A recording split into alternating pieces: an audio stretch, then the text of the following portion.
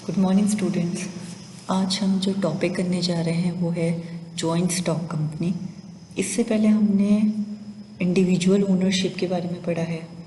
उसके बाद हम जिसे कि हम वन मैन बिजनेस कहते हैं, उसके बाद हम आए पार्टनरशिप पे कि पार्टनरशिप में बिजनेस कैसे किया जाता है, जिसमें मैक्सिमम हम 20 तक लेते हैं और मिनिमम 2 पार्टनर्स होते हैं। अब हम जॉइंट स्टॉक कंपनी के बारे में पढ़ेंगे। इसका इंट्रोडक्शन मैं आपको लास्ट लेक्चर में दे चुकी हूँ। अब हम जो पढ़ेंगे वो है कैरेक्टरिस्टिक्स। तो कैरेक्टरिस्टिक्स से हम स्टार्ट करते हैं। The following are some of the characteristics of joint stock company. A company is created by registering or incorporating an association of persons under the Company Act. तो ये कंपनी बेसिकली रजिस्टर की जाती है या फिर जो भी कंपनी एक्ट के अंडर जो पर्सन है, जो एसोसिएशन है, उस पे इनकॉर्पोरेट की जाती है। ठीक है, मतलब उसके अंडर ही ये कंपनी आती है। It has a separate legal existence as distinct from its member. इसका जो लीगल एग्जिस्टेंस होता है, जो हमने यहाँ पे पढ़ा था, देखिए, the companies are formed and registered under the Indian company act 1956। तो इसकी लीगलिटी मेंबर्स पे डिपेंड नहीं करती है। इंडिविजुअल एक कंपनी फॉर्म हो गई है, मेंबर्स जिसके पार्ट हैं। ठीक है, artificial personality enabling it to exercise certain legal power, जो कि हमने यहाँ पे पढ़ा था कि ये कंपनी एक आर्टिफिशियल पर्सन है। ठीक है, एक इंडिपेंडेंट लीगल एंटिटी है।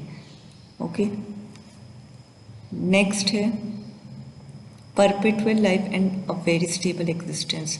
क्योंकि कंपनी पर फॉर्म होने के बाद इसकी स्टेबिलिटी रहती है, ऐसा नहीं कि आप बहुत जल्दी से डिसोल्यूट कर सकते हैं। Next, it has a common seal on which its name is engraved and this common seal act as its signature. It is effects on all important legal documents and contract. इसके अंदर हमें ना एक एक पर्सन का नहीं बल्कि हम एक कंपनी की सील बना सकते हैं। जैसे कि कोई भी कंपनी है प्राइवेट लिमिटेड सपोज, तो आपने उसकी एक सील बना ली। अब वो सील आप हर जगह यूज़ कर सकते हैं, हर लीगल डॉक्यूमेंट पे। ठीक है, there is a complete separation of ownership and management. अब यहाँ पे ओनरशिप और मैनेजमेंट का सेपरेशन मतलब बिल्कुल अलग रहते हैं। जो ओनरशिप है कि कंपनी किस तरीके से फॉर्म हुई है, और मैनेजमेंट, ठीक है, इनका कोई आपस में द लिंक नहीं रहता है कि अगर सपोज कि जो ओनरशिप किसी और की तो मैनेजमेंट अफेक्ट हो जाएगा, या मैनेजमेंट किसी और का है तो ओनरशिप इफेक्ट हो जाएगी। Liability of share holders is limited, क्योंकि हमने पढ़ा है कि इस कंपनी में देखिए capital is contributed by a large number of forms in the form of shares of different values. Persons who purchase the shares are called share holder. ठीक है, and the managing body known as board of director is elected by the share holder. तो इसमें क्या होता है कि अलग अलग मतलब बहुत सारे लोग कंपनी के शेयर्स में कंट्रीब्यूट करते हैं। ठीक है, तो वो शेयर होल्डर्स कहलाते हैं, और बेसिकली यही कंपनी के एक तरीके से ओनर हो जाते हैं। ठीक है, और जो मैनेजिंग बॉडी होती है वो अलग होती है, वो होती है बोर्ड ऑफ डायरेक्टर्स की। ठीक है, और बोर्ड ऑफ डायरेक्टर्स यानी मैनेजमेंट इस कंपनी का कौन हैंडल करेगा, ये कौन डिसाइड करता है? ये डिसाइड करते हैं शेयर होल्डर्स। शेयर होल्डर्स कुछ लोगों को सेलेक्ट करते हैं कि भाई ये लोग हैं जो कि हमारी कंपनी को क्या करेंगे, मैनेज करेंगे। ठीक है, हमारी कंपनी का जो मैनेजमेंट होगा वो इनके हाथों में होगा। Liability of share holders is limited. Lower tax liability, tax की लायबिलिटी भी अपने आप कम हो जाती है। शेयर इजीली ट्रांसफ़र किए जा सकते हैं, ये सब कैरेक्टरिस्टिक्स हैं। ठीक है, अब अगर कोई लॉस होता है, क्योंकि इसमें बहुत सारे लोगों ने अपना पैसा लगा रखा है, कैपिटल इन्वेस्ट कर रखी है, तो लॉस भी उन्हीं में डिवाइड होता है। तो जब हर एक पर्सन का लॉस देखा जाता है तो वो बहुत कम हो जाता है, क्योंकि इतने सारे शेयर होल्डर्स हैं। ठीक है, there is a large membership. तो ये जॉइंट स्टॉक कंपनी में हम स्टार्टिंग से पढ़ रहे हैं कि इसकी मेंबरशिप मतलब ज़्यादा मेंबर्स होते हैं, ठीक है। Statutory regulation as provided in the Indian company act 1956। तो इसमें जो भी रूल्स एंड रेगुलेशंस लगते हैं वो इंडियन कंपनी एक्ट 1956 के अंडर आते हैं। अब जॉइंट स्टॉक कंपनी की एक डेफिनेशन दे रखी है कि it is a legal business owned by share holder having limited liability and managed by an elected board of directors. The most important type of business organization today is the joint stock company. In fact, a business on respectable scale can be organized only in this manner. तो देखिए इसमें joint stock company के अंदर जो कह रखा है कि जो हम बार बार पढ़ रहे हैं, अभी जस्ट मैंने आपको बताया कि एक ही तो first of all legal business है, मतलब इसका रजिस्ट्रेशन प्रॉपर होना चाहिए। सेकंड, इसमें जो लोग कैपिटल इन्वेस्ट करते हैं, अलग अलग शेयर्स को खरीदते हैं, वो शेयर होल्डर हो जाते हैं, उनकी लायबिलिटीज़ लिमिटेड होती हैं। ऐसा नहीं है कि सारा बर्डन उनका हो गया, ऐसा कुछ नहीं होता, ठीक है।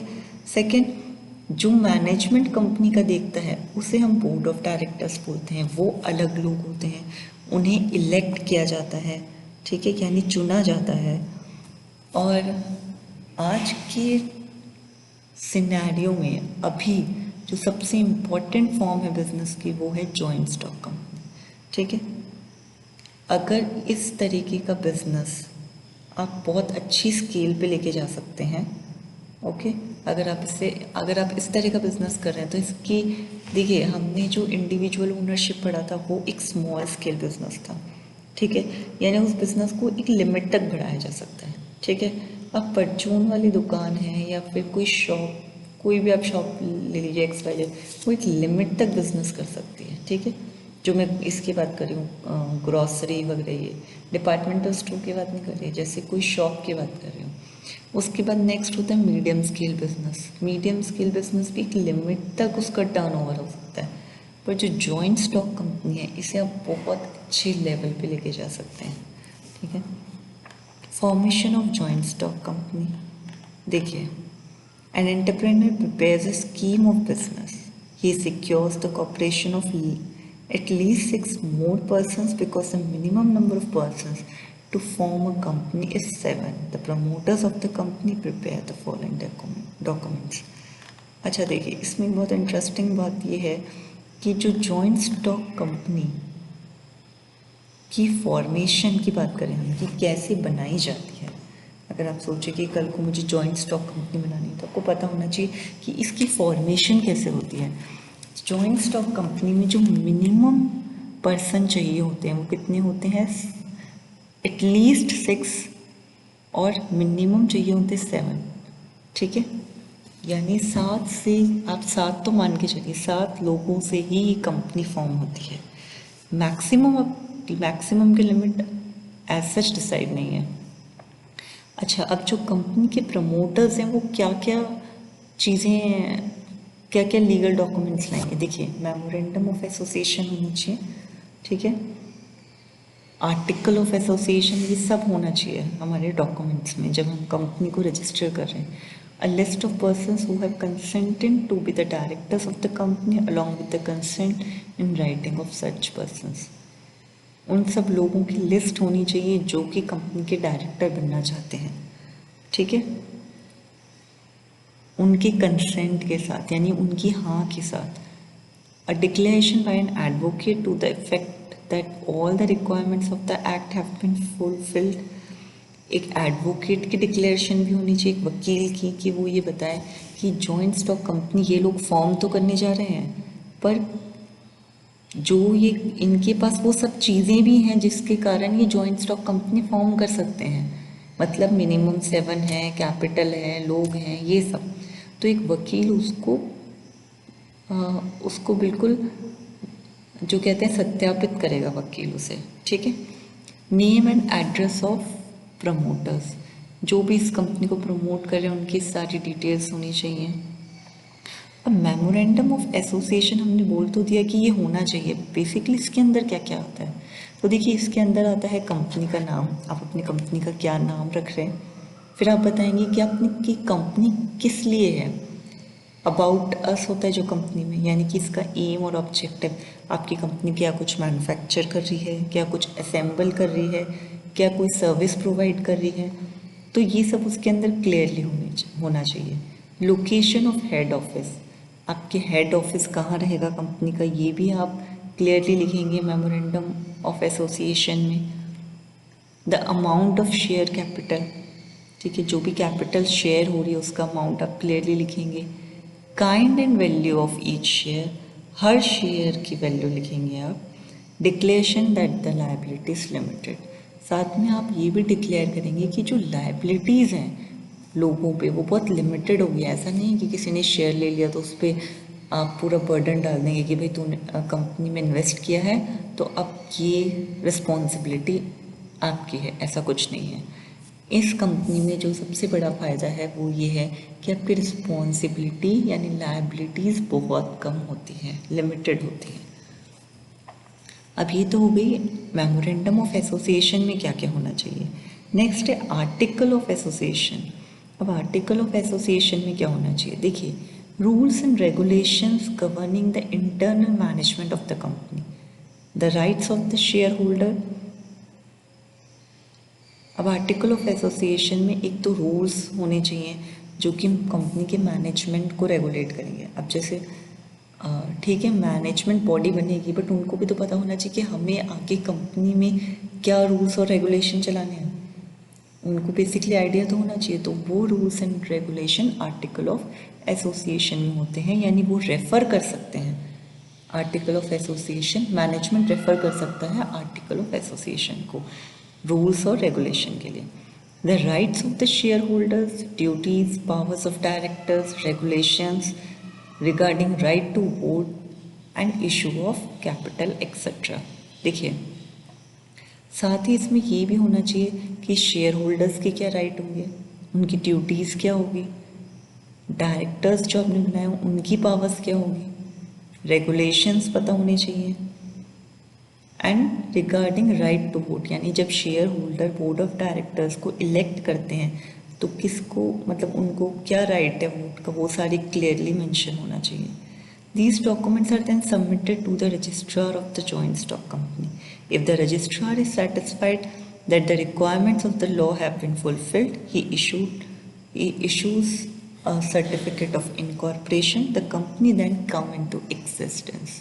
देखिए, ये जो डॉक्यूमेंट्स आप बना रहे हैं, मतलब ये मैनेजमेंट सब्जेक्ट में आपको बार बार बोल रही हूँ कि ये सब्जेक्ट बहुत इम्पोर्टेंट है, क्योंकि हमें नहीं पता कि आपको भी अभी आइडिया नहीं कि आप आगे जाके क्या किसी इंजीनियरिंग में एडमिशन लेंगे या कोई गवर्नमेंट एग्ज़ाम क्रैक करेंगे, क्योंकि हो सकता है कोई भी किसी को भी किसी भी स्टेप पे मैनेजमेंट की ज़रूरत पड़ सकती है, आपको नहीं, आपके किसी रिलेटिव को पड़ सकती है, ठीक है। तो जब भी कोई अपना बिजनेस स्टार्ट करना चाहता है, ये बेसिक चीज़ें हैं जो आपको क्लियर होनी चाहिए। इससे ज़्यादा आपको अपना बिजनेस स्टार्ट करने के लिए नॉलेज भी एक लिमिटेड होती है, फिर एक्सपीरियंस होता है, तो ये लिमिटेड नॉलेज आपको होनी चाहिए, ठीक है। अब जैसे अगर आपने अभी तक लेक्चर्स देखे हैं, पढ़े हैं, तो आपको बिल्कुल क्लियर हो गया होगा कि इंडिविजुअल ओनरशिप कैसे होती है, यानी मैं अकेले बिजनेस करना चाहता हूँ तो कैसे कर सकता हूँ। फिर आपको ये भी क्लियर हो गया होगा आगे लेक्चर्स में कि अगर मुझे किसी के साथ पार्टनरशिप में बिजनेस करना है तो मुझे क्या क्या लिखवाना उस डॉक्यूमेंट में। एटलीस्ट आपको आइडिया है कि आप एडवोकेट को जाके बोल सकते हैं कि ये क्लॉज होने चाहिए आगे, है ना। इसी को बिजनेस माइंड भी बोलते हैं। नेक्स्ट, अब आपको जॉइंट स्टॉक कंपनी के बारे में बता रही हूँ, इसकी डिटेल्स भी बहुत इंपॉर्टेंट है। एटलीस्ट आपको पता चल गया कि अगर मुझे अपनी जॉइंट स्टॉक कंपनी को रजिस्टर कराना है तो उसके अंदर क्या क्या आएगा। कोई कुछ भी कहे, आप अगर वो कहता है तो ठीक है, आप एक बार सर्च कर लेंगे कि हाँ ये भी ऐड हो सकता है, बट बेसिक नॉलेज आपको हो गई कि मुझे जॉइंट स्टॉक कंपनी रजिस्टर करानी फर्स्ट ऑफ ऑल बहुत ज़रूरी है। दूसरा, उसमें मिनिमम 7 लोग होने चाहिए।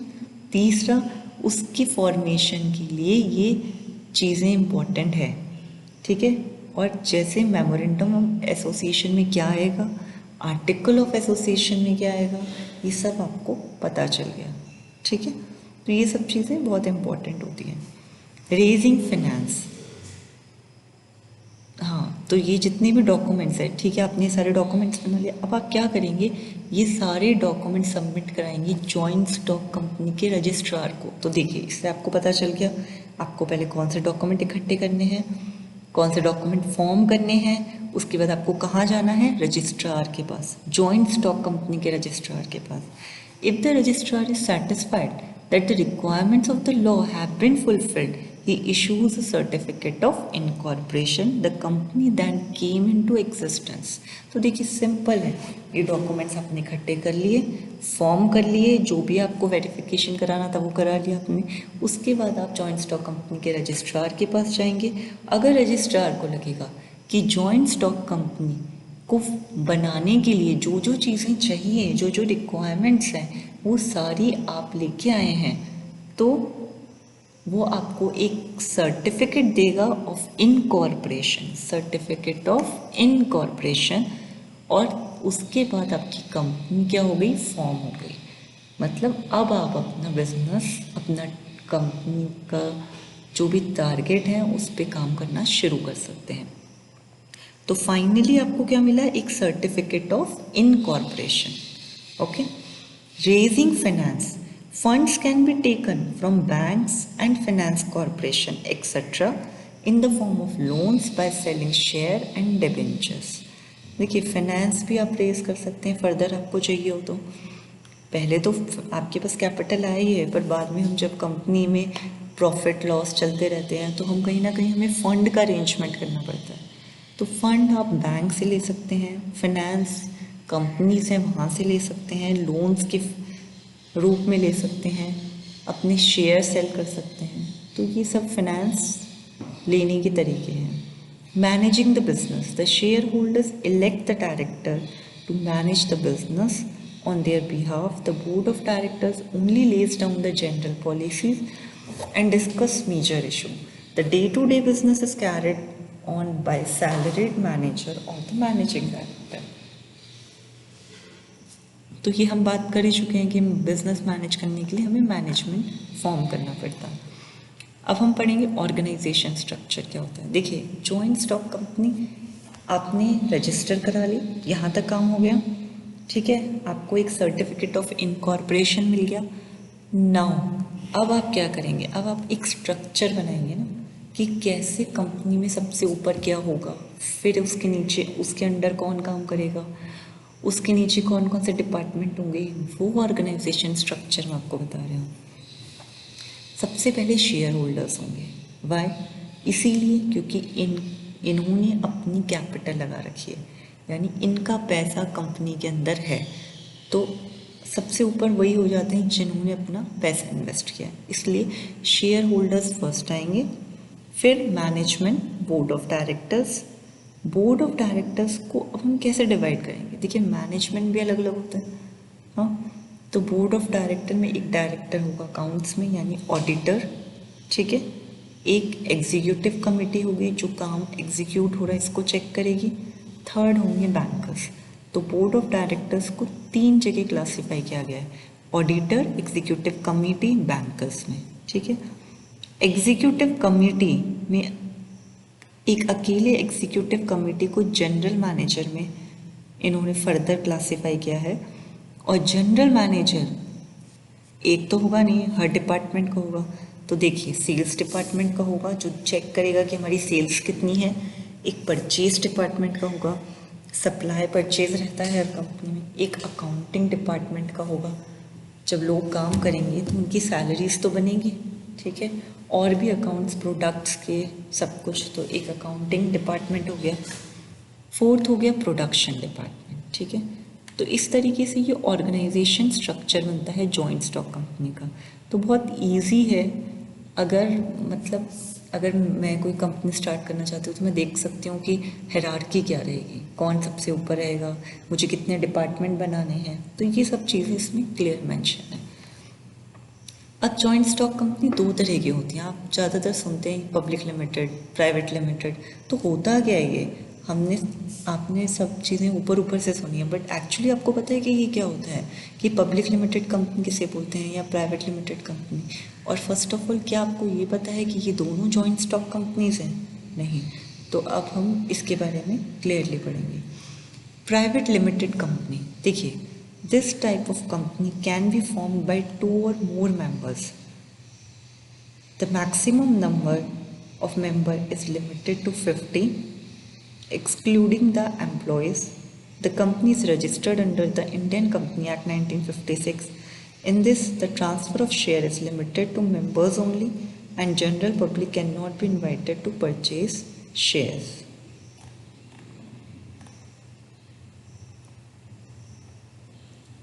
तो इसके अंदर जो बोला है कि ये एक जॉइंट स्टॉक कंपनी है, बट इसमें कहा है कि ये 2 या उससे ज़्यादा मेंबर से फॉर्म की जा सकती है, ठीक है। इसमें मैक्सिमम जो मेंबर्स होते हैं वो होते हैं 50। मतलब ये जॉइंट स्टॉक कंपनी का बहुत ही छोटा रूप है, शॉर्ट फॉर्म हो गया एक तरीके से, ठीक है। कंपनी वही इंडियन कंपनीज एक्ट के उसमें ही रजिस्टर होगी, क्योंकि ये प्राइवेट लिमिटेड कंपनी है, ठीक है। Normally the members of such companies are friends और relatives. In this system, person who want to take the advantage of limited liability and at the same time keep the business as private forms the private limited company. Most of the middle-sized industries are run in this manner. देखिए, private limited company joint stock company का एक छोटा रूप है। कैसे? वैसे तो joint stock company के लिए हमें मिनिमम 7 चाहिए होते हैं, कम से कम 7 चाहिए होते हैं, बट इसमें क्या है, प्राइवेट लिमिटेड कंपनी, जैसा कि नाम से पता चल रहा है, कुछ प्राइवेट पर्सनल हो गई, तो इसमें ज़्यादातर कंपनी के जो मेंबर्स होते हैं वो क्या होते हैं, फैमिली मेंबर्स या फ्रेंड्स, जैसे हस्बैंड वाइफ, और अगर बेटा बड़ा है तो मिलके कंपनी फॉर्म कर ली, तो प्राइवेट लिमिटेड कंपनी हो गई वो, ठीक है। इसमें मिनिमम 2 और मैक्सिमम 50 हैं, तो ज़्यादा मेंबर्स नहीं हुए, ठीक है। सेकेंडली, इसमें अगर लोग लिमिटेड लायबिलिटी का एडवांटेज लेना चाहते हैं कि हम एक लिमिटेड लेवल तक रिस्पॉन्सिबिलिटी लें, तो वो इस बिज़नेस को प्राइवेट रखते हैं, ठीक है। तो वो प्राइवेट लिमिटेड कंपनी ही फॉर्म करते हैं, और ज़्यादातर जो मिडल साइज इंडस्ट्रीज़ होती हैं वो यही होती हैं। अब इसमें एडवांटेज क्या है कि company need not to circulate the balance sheet, profit and loss account etcetera among its members, but it should hold its annual general meeting and place such financial statement in the meeting. A private limited company enjoys a separate legal status, continuity of life, benefit of limited liability, larger capital raising power, business secrecy to a certain extent, and above all the number of privileges and exemptions not possible for public limited company as per Companies Act. तो इसमें एक और advantage है, वो ये है कि जो प्राइवेट लिमिटेड कंपनी है उससे अपनी बैलेंस शीट, हमें हर साल बैलेंस शीट आपको उन्हें सर्कुलेट नहीं करनी पड़ती, प्रॉफिट एंड लॉस अकाउंट नहीं दिखाने पड़ते। इसीलिए भी लोग प्राइवेट लिमिटेड कंपनी पे जाते हैं, क्योंकि उन्हें अकाउंट्स को अपना शो करने की ज़रूरत नहीं है, ठीक है, अमंग इट्स मेंबर्स, क्योंकि फैमिली मेंबर्स हो गए, फ्रेंड्स हो गए, तो पर अगर आप एक्चुअली आपकी पब्लिक लिमिटेड कंपनी है तो आपको अपनी अकाउंट, अपनी एनुअल शीट, ये सब लोगों के साथ शेयर करनी पड़ती है, ठीक है। तो ये एडवांटेज है प्राइवेट लिमिटेड कंपनी में। लायबिलिटी भी लिमिटेड होती है, ठीक है। अब पब्लिक लिमिटेड कंपनी क्या होती है? Public limited company, as it name indicates, the membership of public limited company is open to general public. The minimum number of persons required to form a public limited company is 7, but there is no upper limit. Such companies can advertise to offer its share to general public. Public limited companies are subjected to greater control and supervision of the government. This control is necessary to protect the interest of shareholder and the member of public. Public limited companies are subjected to greater control and supervision of the government. Shares are transferable without any prior approval. The affairs of the company are managed by board of directors. तो देखिए, मैं जैसे कि आपको बता रही थी कि प्राइवेट लिमिटेड कंपनी एक शॉर्ट फॉर्म है जॉइंट स्टॉक कंपनी का, ठीक है, एक शॉर्ट वर्जन बोल सकते हैं आप, एक छोटा सा वर्जन है। पर एक्चुअली जो जॉइंट स्टॉक कंपनी होती है वो होती है पब्लिक लिमिटेड कंपनी। वाई? पहली बात, इसको 7 जने चाहिए होते हैं, 7 मेंबर्स चाहिए होते हैं फॉर्म करने के लिए, और मैक्सिमम मेंबर्स कितने चाहिए वो इसमें मेंशन नहीं होता, ठीक है। मतलब इसकी कोई अपर लिमिट नहीं होती। ये कंपनी जो पब्लिक लिमिटेड कंपनी होती है वो एडवर्टाइज कर सकती है और ऑफर कर सकती है अपने शेयर्स जनरल पब्लिक को, ठीक है। पब्लिक लिमिटेड कंपनी गवर्नमेंट की सुपरविजन के अंडर रहती है कहीं ना कहीं, और गवर्नमेंट उसे कंट्रोल करती है। ये कंट्रोल इसलिए ज़रूरी है ताकि जो लोग शेयर्स खरीद रहे हैं उनको एक ट्रस्ट बना रहता है कि गवर्नमेंट है पीछे, तो ये हमारा जो भी हम इन्वेस्ट करें उस पैसे को ख़राब नहीं कर सकते, ठीक है। इसलिए गवर्नमेंट का इसमें इंटरफेरेंस रहता है, जबकि प्राइवेट लिमिटेड कंपनी में गवर्नमेंट का कोई इंटरफेरेंस नहीं रहता। एक फैमिली वाला बिजनेस हो जाता है ये, क्लियर। इसमें अकाउंट्स तक आपको आगे नहीं भेजने होते। शेयर्स तो, और शेयर्स भी ट्रांसफरेबल होते हैं। मतलब पब्लिक लिमिटेड कंपनी, अगर मैं कोई शेयर खरीदना चाहती हूँ, ठीक है, तो मुझे अप्रूवल की ज़रूरत नहीं है, मुझे शेयर खरीदने हैं। अगर पब्लिक लिमिटेड कंपनी के, तो मैं अपना, मुझे सपोज कीजिए 50,000 लगाने हैं उसके शेयर खरीदने में, मैं अपने 50,000 लगाऊंगी, क्रेडिट कार्ड से पेमेंट करूँगी, आजकल सब ऑनलाइन है, और मैं उसके शेयर्स खरीद लूँगी। जो स्टॉक मार्केट होता है वो यही होता है कि आप कितने शेयर्स खरीद रहे हैं, ठीक है। तो मैं इसके शेयर्स परचेज़ कर सकती हूँ, इसके लिए मुझे किसी की परमिशन नहीं चाहिए, मेरा पर्सनल इंटरेस्ट है कि मैं शेयर्स खरीदना चाहती हूँ। शेयर्स खरीदने का क्या, जो स्टॉक मार्केट होता है वो यही होता है, मैंने किसी कंपनी के शेयर खरीद लिए, अब मुझे पता है कंपनी अगले महीने तक कम से कम 20% राइज कर जाएगी, तो उसके शेयर भी बढ़ेंगे, तो मुझे 20% जो मैंने इन्वेस्ट किया है शेयर्स में उसमें बेनिफिट हो गया, क्लियर। तो ये फ़ायदा रहता है इसमें, ठीक है। आज हम इतना ही करते हैं, और जो आपके ट्यूटोरियल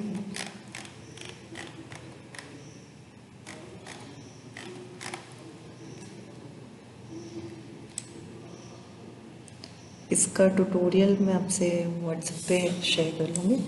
तो आज हम यही करते हैं, advantages disadvantages joint stock company के हम नेक्स्ट लेक्चर में करेंगे। Okay, thank you.